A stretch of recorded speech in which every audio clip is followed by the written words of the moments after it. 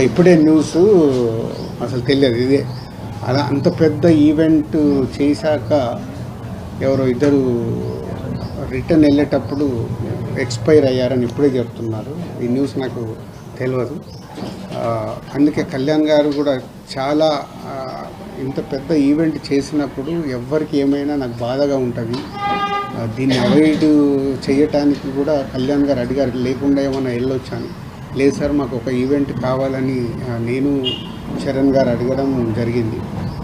So ఇప్పుడే చెప్తున్నారు. So వారి ఆత్మకు శాంతి చేకూరాలని, అలాగే ఆ రెండు ఫ్యామిలీలకి నేను సపోర్ట్గా ఉంటూ వాళ్ళకు ఫైనాన్షియల్గా కూడా నేను పంపించి ఒక 5 lakhs ఇమ్మీడియట్లీ పంపిస్తాను.